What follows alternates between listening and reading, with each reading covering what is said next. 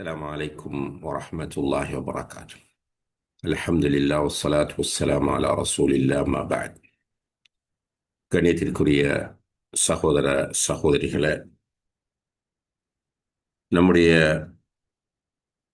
இந்த தஃப்சீர் தொடர் வகுப்பிலே இன்று நாம் சூரத்துல் பக்ராவினுடைய 238, 239 ஆகிய வசனங்களுக்கான விளக்கங்களை பார்க்க இருக்கிறோம். 238வது வசனத்தில் அல்லாஹு தஆலா சொல்கிறான், ஹாஃபிது அலா ஸலவாத்தி வஸ்ஸலாத்தில் உஸ்தா வகூமு லில்லாஹி கானிதீன். தொழுகைகளை பேணிக் கொள்ளுங்கள், அதே போல நடுத்தொழுகையையும் பேணிக் கொள்ளுங்கள். வகூமு லில்லாஹி கானிதீன், அல்லாஹுக்கு முற்றிலும் அடிபணிந்தவர்களாக நில்லுங்கள் என்று அல்லாஹு தஆலா இந்த வசனத்திலே சொல்கிறார். அதே போல 239வது வசனத்தில்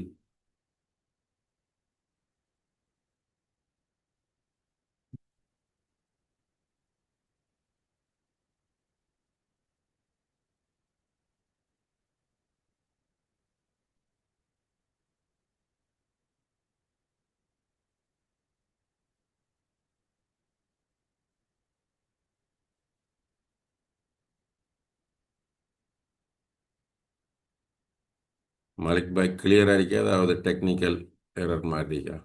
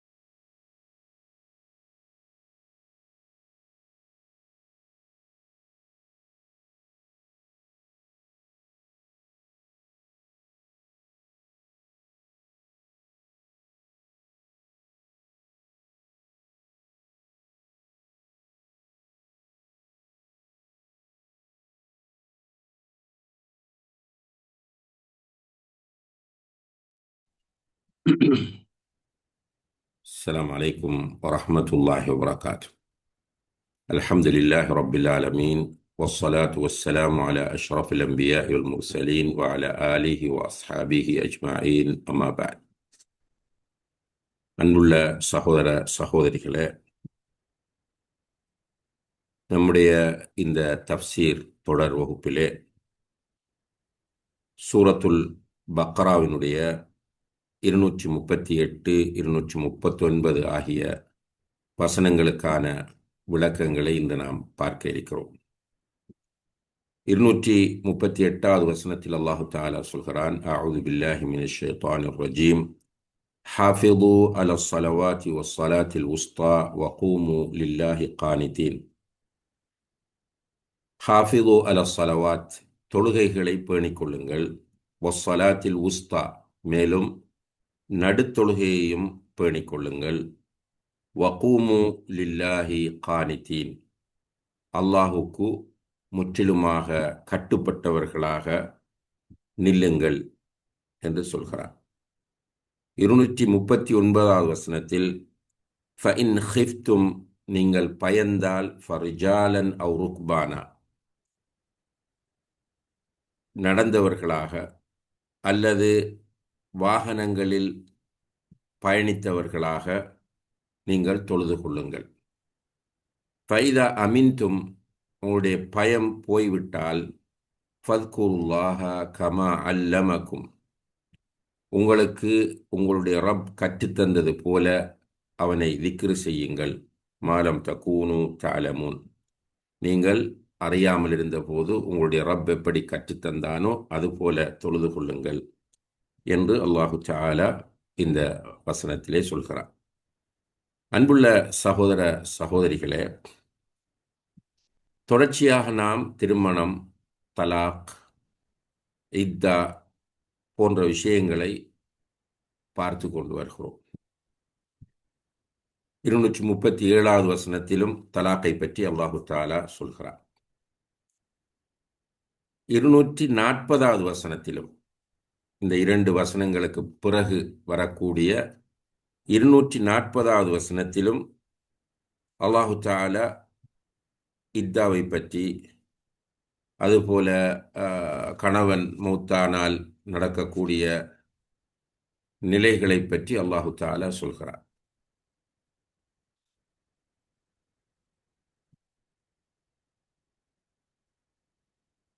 இங்கே அன்புள்ள சகோதர சகோதரிகளே, குடும்ப வாழ்க்கையை பற்றி பேசிக்கொண்டு வரும்போது அல்லாஹு தஆலா தொழுகையை பற்றி பேசுகிறார். குடும்ப வாழ்க்கையை பற்றி பேசுகிற அந்த போக்கில் இடையிலே அல்லாஹு தஆலா தொழுகையை பற்றி பேசுகிறார்.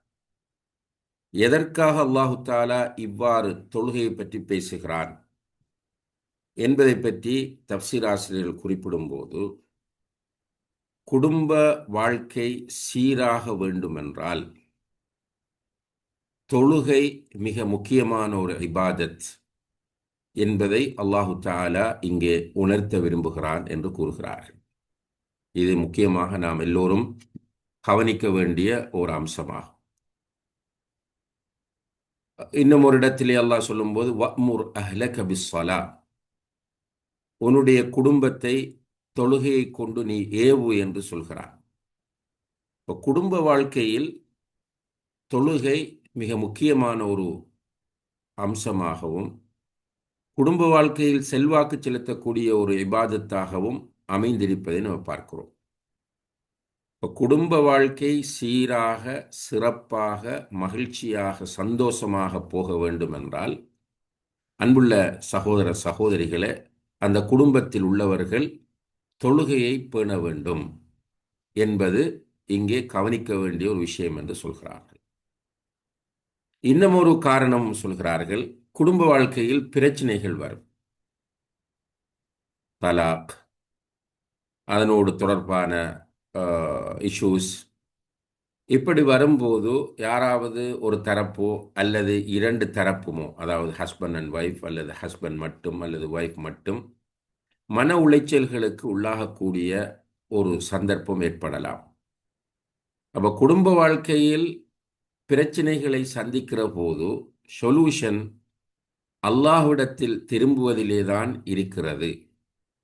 தொழுது அவனிடத்தில் துஆ கேட்கும்போது அந்த மன அமைதியும் நிம்மதியும் பிரச்சனைக்கான தீர்வும் நமக்கு கிடைக்கும் என்பதை உணர்த்துவது இந்த குடும்ப வாழ்க்கையை பற்றி பேசிக்கொண்டு வருகிற அந்த போக்கில் இடையில் தொழுகையை பற்றி சொன்னதன் அர்த்தம் என்று உலமாக்கள் குறிப்பிடுகிறார்கள். உண்மையிலே இது நாம் எல்லோரும் கவனிக்க வேண்டிய ஒரு அம்சமாகும். அடுத்ததாக அன்புள்ள சகோதர சகோதரிகளே, அல்லாஹு தஆலா இங்கே ஹாஃபிது அலஸ் ஸலவாத், சலாத் என்கிற சலா என்கிற சொல்லுக்கு பன்மை சொல்தான் சலவாத் என்பதாகும். சலா என்றால் தொழுகை, சலவாத் என்றால் தொழுகைகள். இப்ப தொழுகைகளை பேணிக் கொள்ளுங்கள் என்று அல்லாஹு தஆலா சொல்கிறார். தொழுகைகள் என்று இங்கே கூறப்படுவது கடமையாக்கப்பட்ட 5 நேர தொழுகைகளை. இப்ப அல்லாஹு தஆலா தொழுகையை பேணிக் கொள்ள வேண்டும் என்பதை இந்த வசனத்திலே நமக்கு வலியுறுத்துகிறார். அதே போல குர்ஆனில் நூற்றுக்கணக்கான இடங்களில் தொழுகையை பேண வேண்டும் என்பதை அல்லாஹு தஆலா வலியுறுத்தி இருப்பதை நாம் காணக்கூடியதாக இருக்கிறது.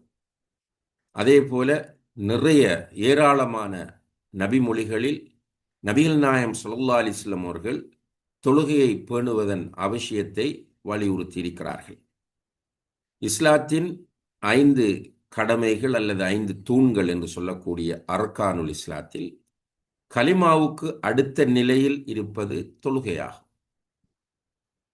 இந்த தொழுகையை ஒருவர் இஸ்லாத்தை ஏற்றுக்கொண்டால், இப்போ உதாரணமாக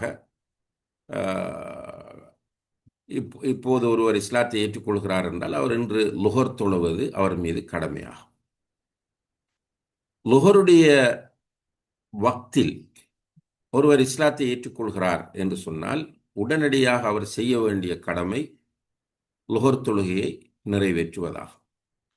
இந்த தொழுகை இஸ்லாத்தில் மிக முக்கியமான ஒரு கடமை, அர்கானுல் இஸ்லாம்களில் ஒன்று.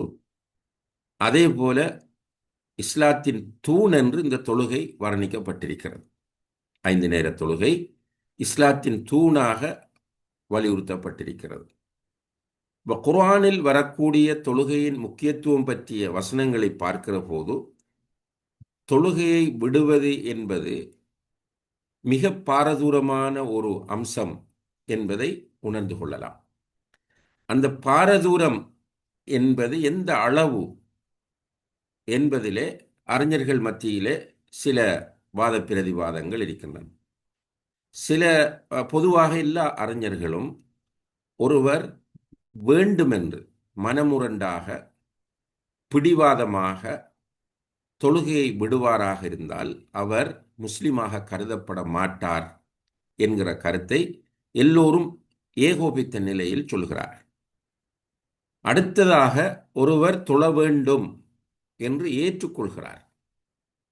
தொழ வேண்டும் என்று ஏற்றுக்கொண்ட பிறகு தொழுகையை அவர் விடுகிறார். இவருடைய நிலை என்ன என்பதில் வரக்கூடிய குர்ஆன் வசனங்கள், ஹதீஸ்களை அடிப்படையாக வைத்து அறிஞர்கள் மத்தியிலே கருத்து வேறுபாடுகள் இருக்கின்றன. அதிலே ஒரு சாரார் அவர் இஸ்லாத்தை விட்டு வெளியேறி விடுகிறார், தொழ வேண்டும் என்று சொல்லிக்கொண்டு தொழாமல் இருப்பவர், தொழ வேண்டும் என்பதை ஏற்றுக்கொண்டு தொழாமல் இருப்பவர் இஸ்லாத்தை விட்டு வெளியேறி விடுகிறார், அவர் முஸ்லிமாக கருதப்பட மாட்டார் என்கிற கருத்தை வைக்கிறார்கள். இன்னும் ஒரு சாரார் அவர் தொழுகையை ஏற்றுக்கொண்டிருப்பதால் அவரை நாம் முஸ்லிம் இல்லை என்று சொல்லக்கூடாது, ஆனால் அவருடைய நிலை ஆபத்தானது என்று சொல்கிறார். குர்ஆன் வசனங்களையும் ஹதீஸ்களையும் நாம் படித்து பார்க்கிற போது மிகப்பெரிய எச்சரிக்கை அதிலே வருவதை நாம் பார்க்கிறோம். உதாரணமாக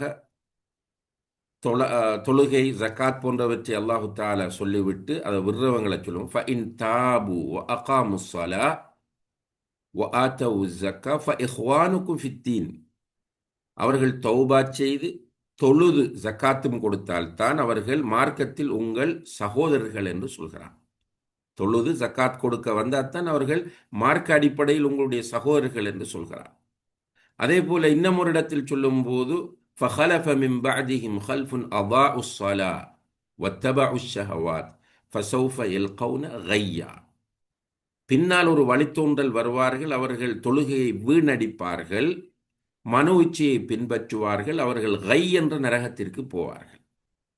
அதே போல மா சலகக்கும் ஃபீ சக்கர், உங்களை சக்கர் என்ற நரகத்திற்குள் கொண்டு வந்து சேர்த்தது எது என்று சக்கர்வாசிகளிடம், சக்கர் என்ற நரகத்தில் போடப்பட்டு வேதனை செய்யப்படுகிறவர்களிடம் கேட்கப்படும் போது அவர்கள் சொல்லுவார்கள், லம் நகு மினல் முசல்லீன், நாங்கள் தொழுபவர்களாக இருக்கவில்லை என்று சொல்வார்கள் என்று குர்ஆன் சொல்கிறது. அதே போல ஹதீஸ்களை பார்த்தால் நபி ஸல்லல்லாஹு அலைஹி வஸல்லம் அவர்கள் சொன்னார்கள், நமக்கும் அவர்களுக்கும் இடையில் உள்ள வித்தியாசம் தொழுகைதான். யார் தொழுகையை விடுகிறாரோ ஃபக்கது கஃபர, அவர் காஃபிராகி விடுகிறார் என்று சொன்னார்கள். தொழுகையை விடுகிறவர் காஃபிராகி விடுகிறார். அதே போல அல்லாஹ்வுடைய தூதர் ஸல்லல்லாஹு அலைஹி வஸல்லம் அவர்கள் சொன்னார்கள், தொழுகையை விடுகிறவர் நாளை மறுமையிலே எழுப்பப்படும் போது ஃபிரவுன், காரூன், ஹாமான், உபய் இப்னு கலப் போன்ற குஃப்ரின் தலைவர்களோடு, நிராகரிப்பின் தலைவர்களோடு எழுப்பப்படுவான் என்று சொல்கிறார்கள். உமர் இப்னுல் கத்தாப் ரலியல்லாஹு அன்ஹு அவர்கள் இந்த தொழுகையை பற்றி சொல்லுகிற போது, லா ஹவ்வ ஃபில் இஸ்லாமி லிமன் தரக்க ஸலா, தொழுகையை விட்டவனுக்கு இஸ்லாத்தில் எந்த பங்கும் கிடையாது என்று சொல்கிறார்கள். அதற்கு பிறகு வந்த இமாம்களை நாம் பார்த்தால் தொழுகையை விடுவதை இமாம் அஹ்மது இப்னு ஹம்பல் ரஹிமஹுல்லாஹ் அவர்கள் சொல்லும்போது, தொழுகையை விட்ட ஒருவன் தௌபா செய்யுமாறு வேண்டப்பட வேண்டும். அவன்கிட்ட போய் நீ தௌபா செய்து தொழ ஆரம்பி என்று சொல்ல வேண்டும். அதற்கு அவன் கட்டுப்பட மறுத்து ஒரு இஸ்லாமிய அரசு இருக்குமாக இருந்தால் அவன் பகிரங்கமாக கொலை செய்யப்பட வேண்டும் என்று இமாம் அஹ்மது பின் ஹம்பல் ரஹிமஹுல்லா அவர்கள் சொல்கிறார்கள். நவீன காலத்திலே இருந்த மிகப்பெரிய ஒரு அறிஞர் ஷேக் அப்துல் அசீஸ் பின் அப்துல்லா பின் பாஸ் ரஹிமஹுல்லா பின் பாஸ் என்று சொல்வார்கள்.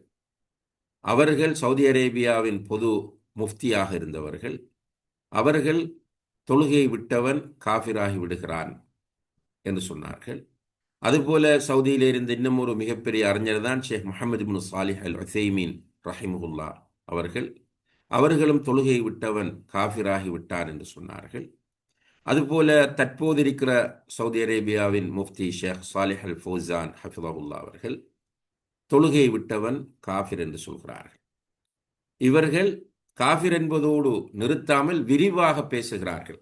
தொழாத ஒருவன் அவன் ஏற்றுக்கொண்டாலும் ஏற்றுக்கொள்ளாவிட்டாலும், தன்னை முஸ்லீம் என்று சொன்னாலும் முஸ்லீம் என்று சொல்லாவிட்டாலும், தொழுகையை விடக்கூடிய ஒருவன் மரணித்தால் அவனை குளிப்பாட்டக்கூடாது, கஃனிடக்கூடாது, ஜனாசா தொழுகை அவனுக்காக நிறைவேற்றக்கூடாது, முஸ்லிம்களை அடக்கக்கூடிய கபிரிஸ்தானிலே அவனை அடக்கக்கூடாது என்பன போன்ற சட்டங்களை எல்லாம் அவர்கள் வலியுறுத்துவதை நாம் பார்க்கக்கூடியதாக இருக்கிறது.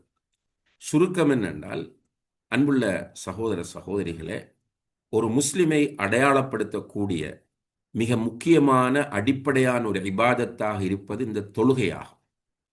அப்ப இந்த தொழுகையை பேணிக் கொள்ளுங்கள் என்று அல்லாஹு தாலா சொல்லக்கூடிய இந்த வார்த்தைக்குரிய கண்ணியத்தை அனைத்து முஸ்லிம்களும் கொடுக்க வேண்டும்.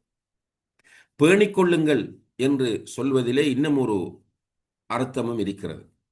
அதாவது தொழுகையிலே பொடுபோக்காக இருப்பது கூடாது என்பதை இந்த பேணி தொழுங்கள் என்கிற இந்த வார்த்தையின் மூலம் நாம் புரிந்து கொள்ளலாம். மேலே கவலையான விஷயம் என்னவென்றால், நம்மிலே தொழக்கூடியவர்களிடம் தொழுகையில் ஒரு பொடுபோக்கு இருக்கிறது. அல்லாஹ் என்னையும் உங்களையும் பாதுகாக்க வேண்டும். நாம் சில நேரங்களில் அசௌகரியமான சூழ்நிலைகளுக்கு உள்ளாக்கப்படும் போது தொழுகையை விட்டு விடுகிறோம். உதாரணமாக பிரயாணம், அல்லது எங்காவது ஒரு இடத்திலே காத்திருக்கக்கூடிய நிலை, அல்லது ஒரு பர்ச்சேசிங் போகக்கூடிய சந்தர்ப்பம், அல்லது சுகையினமாக இருக்கிற ஒரு நிலை, மருத்துவமனையிலே அனுமதிக்கப்பட்டிருக்கக்கூடிய ஒரு சந்தர்ப்பம், அல்லது நம்முடைய வீட்டிலே ஏதாவது ஒரு நிகழ்வு, அது ஒரு விருந்தாக இருக்கலாம், ஒரு திருமணமாக இருக்கலாம், போன்ற நிகழ்வுகள், சில நேரங்களில் சில கூட்டங்கள், அரசியல் கூட்டங்கள், வியாபார கூட்டங்கள், இவ்வாறான காரணங்களால் தொழுகையிலே பொடுபோக்காக இருப்பதை நாம் பார்க்கிறோம். உண்மையிலேயே தொழுகை என்பது, அன்புள்ள சகோதர சகோதரிகளே, நேரம் குறிக்கப்பட்ட ஒரு கடமை என்று அல்லாஹ் குர்ஆனிலே சொல்கிறார். இன்ன ஸலாத கானத் அலல் முஃமினீன கிதாபம் மௌகூதா. நிச்சயமாக தொழுகை மூமின்கள் மீது நேரம் குறிக்கப்பட்ட ஒரு வணக்கமாக இருக்கிறது என்று, ஒரு கடமையாக இருக்கிறது என்று அல்லாஹு தஆலா சொல்லி காட்டுங்க. அதுக்கு ஃபிக்ஸ் பண்ணின நேரம் இருக்கிறது. ஃபிக்ஸ் பண்ணினது நானோ நீங்களோ அல்லது இமாம்களோ அல்ல. அந்த நேரத்தை ஃபிக்ஸ் பண்ணியவன் ரப்புல் ஆலமீன் அல்லாஹு தஆலா. சுபஹுடைய நேரம் என்று ஒரு நேரத்தை தந்திருக்கிறார்.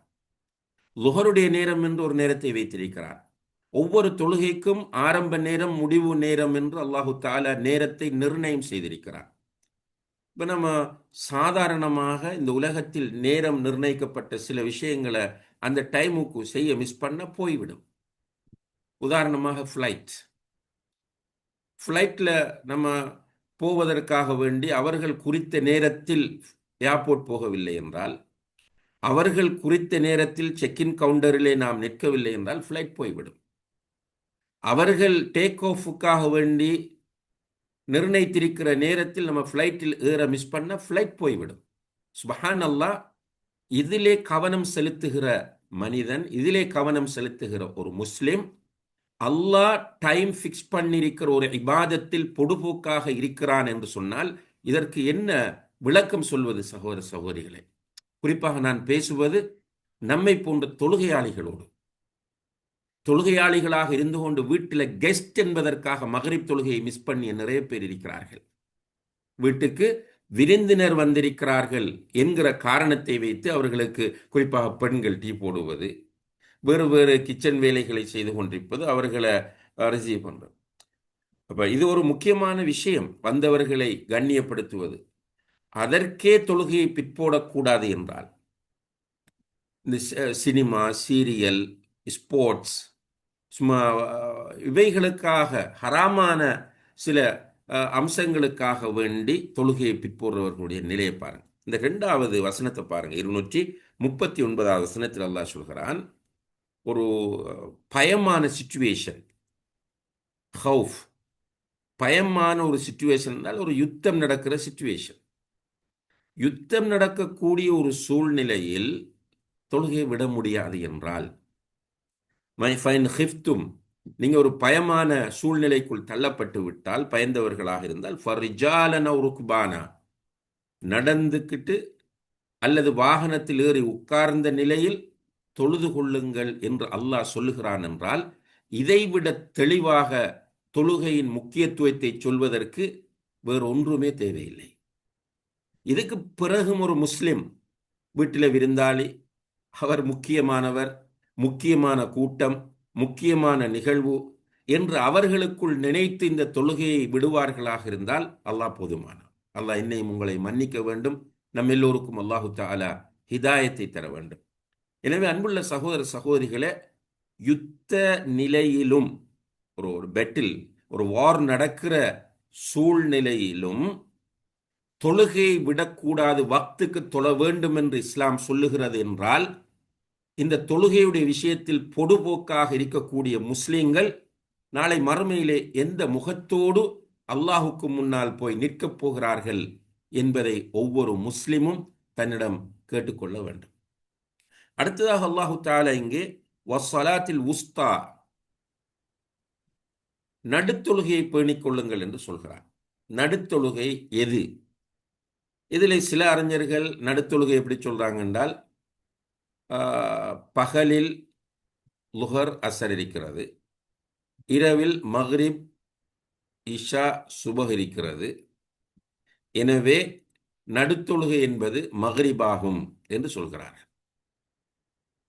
நடுத்தொழுகை மக்ரிபாகும் என்று சொல்கிறார்கள். ஆனால் நடுத்தொழுகை அசர் தொழுகையை தான் குறிக்கிறது என்பதுதான் வலுவான ஆதாரங்களின் அடிப்படையில் உறுதிப்படுத்தப்பட்ட கூற்றாகும்.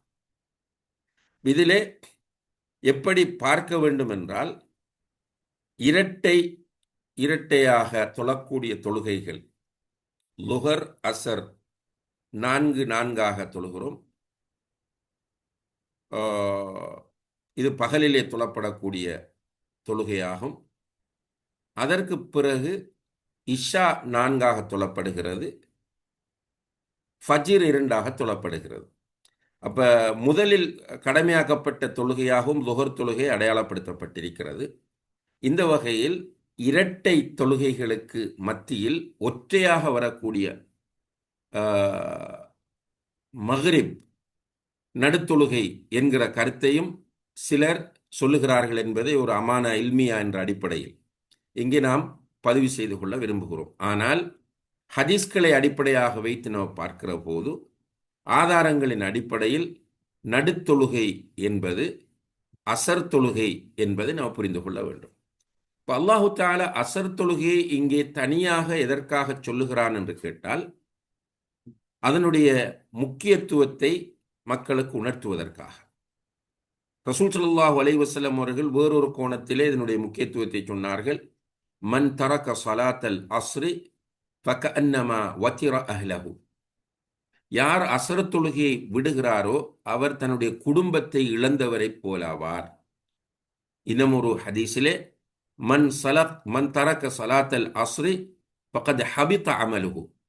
யார் அசர் தொழுகையை விடுகிறாரோ அவருடைய அமல்கள் எல்லாம் வேஸ்ட் ஆகிவிடும் என்று அல்லாஹுடைய தூதர் ஸல்லல்லாஹு அலைஹி வஸல்லம் அவர்கள் சொல்லுகிறார்கள். பொதுவாக எல்லா தொழுகைக்கும் சிறப்பு சொல்லப்பட்டிருக்கிறது. இப்போ ஃபஜ்ர் தொழுகை எடுத்துக்கொண்டால், இஷா தொழுகை எடுத்துக்கொண்டால் எப்படி சொல்லப்படுகிறது? ஃபஜ்ர் தொழுகைக்கு மன் சல்லல் ஃபஜ்ர ஃபஹுவ ஃபீ திம்மத்தில்லாஹ். யார் ஃபஜ்ர் தொழுகையை தொழுகிறாரோ அவர் அல்லாஹுடைய பொறுப்பில், அல்லாஹுடைய பாதுகாப்பில் இருக்கிறார் என்று வருகிறது. இஷா தொழுகையை பற்றி சொல்லும் போது, யார் இஷா தொழுகையை தொழுகிறாரோ அவர் இரவு மன் சல்லல் இஷா மஅல் ஜமாஅ ஃபகஅன்னமா காம நிஸ்ஃபல் லைல். யார் இஷா தொழுகையை ஜமாத்தோடு நிறைவேற்றுகிறாரோ, ஜமாத் கடமையானவர்களுக்கு. அப்போ பெண்களுக்கு அது தனியாக தொழுதாலும் ஓகே. அப்போ ஜமாத் அந்த இஷா தொழுகையை நிறைவேற்றினால் அவர் பாதி இரவு நின்று வணங்கிய நன்மையை பெறுகிறார். ஃபஜ்ர் தொழுகையை அவர் நிறைவேற்றினால் முழு இரவும் நின்று வணங்கிய நன்மையை பெறுவார் என்று நபி ஸல்லல்லாஹு அலைஹி வஸல்லம் அவர்கள் சொல்கிறார். இப்படி ஒவ்வொரு தொழுகைக்கும் தனித்தனி சிறப்புகள் சொல்லப்பட்டிருப்பதை நாம் காணக்கூடியதாக இருக்கிறது. அந்த வகையில் அசர் தொழுகையை அல்லாஹு தஆலா இங்கே முதல் நிலைப்படுத்தி இருக்கிறார். அதுபோல வகூமு லில்லாஹி கானித்தீன், நீங்கள் அல்லாஹுக்கு அடிபணிந்தவர்களாக நின்று தொழுங்கள் என்று அல்லாஹ் சொல்கிறார். நில்லுங்கள் என்றால் நின்று தொழுங்கள். இப்போ குனூத் என்பது நீளமாக நம்முடைய வணக்கத்தை ஆக்கிக் கொள்வதை குறிக்கும். குனூத் என்று சொன்னால் ஒருவர் தன்னுடைய வணக்கத்தை நீளமானதாக ஆக்கிக் கொள்வதை குறிக்கும். அந்த வகையில் நீண்ட நேரம் நின்று தொழச் சொல்லி அல்லாஹு தஆலா இங்கே சொல்கிறார்.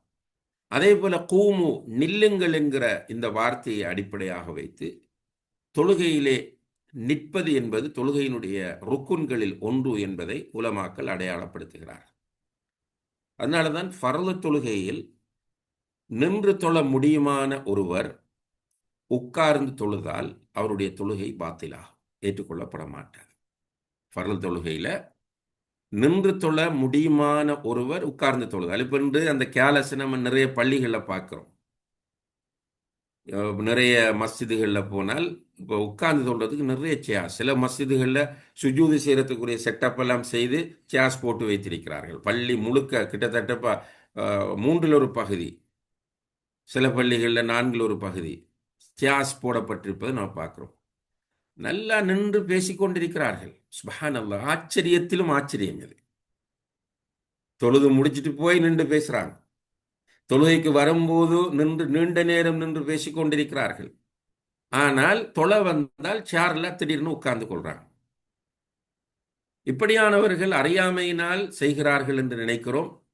ஆனால் அவர்கள் புரிந்து கொள்ள வேண்டும், நிற்க முடியுமான நிலையில் ஒருவர் உட்கார்ந்து தொழுதால் அவருடைய தொழுகையை அல்லாஹ் ஏற்றுக்கொள்ள மாட்டான். அந்த தொழுகை பாத்தில் பாத்தில் பாத்தில். உங்களுக்கு நிற்க முடியும், ருக்கு செய்ய முடியாது. சில நேரம் பெக் பெயின், ஏதாவது ஒரு இடுப்புல வலி இருக்கலாம். நீங்கள் நின்று தொழுது விட்டு ருக்குடைய நேரத்தில் உட்காரலாம், அது பிரச்சனை இல்லை.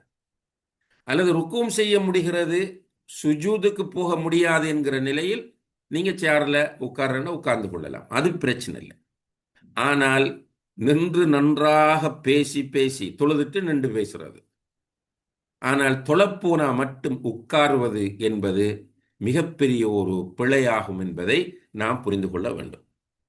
அதே போல் அன்புள்ள சகோதர சகோதரிகளே, 239வது வசனத்தில் நீங்கள் பயந்தால் நடந்து கொண்டு வாகனத்தில் இருந்து கொண்டு தொழுங்கள் என்று அல்லாஹ் சொல்கிறார். அதாவது தொழுகையை எந்த சந்தர்ப்பத்திலும் விடக்கூடாது என்பது இதனுடைய அர்த்தமாகும். இது சலாத்துல் ஹவுஃப் என்று அடையாளப்படுத்தப்படுகிறது. பயந்த சிச்சுவேஷனில் நிறைவேற்றப்படக்கூடிய தொழுகை சலாத்துல் ஹவுஃப், பயந்த தொழுகை. அப்போ அதற்கென்று சில ஒழுங்குகள், வழிமுறைகள் சொல்லப்படுகின்றன. இது பெரும்பாலும் ஒரு யுத்த சூழ்நிலையில் நடைபெறக்கூடிய ஒரு அம்சமாகும். அதை ஃபிக்கு கிதாபுகளில் அந்த தொழுகையினுடைய விவரத்தை தேவைப்படும் போது நம்ம பார்த்துக்கொள்ளலாம். ஏன்னா நமக்கு ப்ராக்டிக்கலி அது பெரிய அளவு தேவைப்படுவதில்லை. ஆனால் இங்கே பாயிண்ட் என்னென்றால், அன்புள்ள சகோதர சகோதரிகளே, யுத்த களத்திலும் வக்துக்கு தொழ வேண்டும், ஜமாத்தோடு தொழ வேண்டும் என்று இருந்தால், யுத்தம் இல்லாத அமைதியான ஒரு பிரச்சனையும் இல்லாத சூழலில் இன்று நாம் காட்டக்கூடிய கேர்லெஸுக்கு என்ன பதில் சொல்வது என்பதை நாம் சிந்திக்க வேண்டும். யுத்த டைம் முடிந்து விட்டால் ஃபைதா அமின்தும் ஃபத்குருல்லாஹ் கமா அல்லமக்கும். அப்போ யுத்தம் முடிந்த அமைதியான சூழல் வந்துவிட்டால் நீங்கள் வளமையாக தொழுவது போன்று தொழுது கொள்ளணும். இங்கே திக்ரு செய்யுங்கள் என்று அல்லாஹ் சொல்லுகிறார்.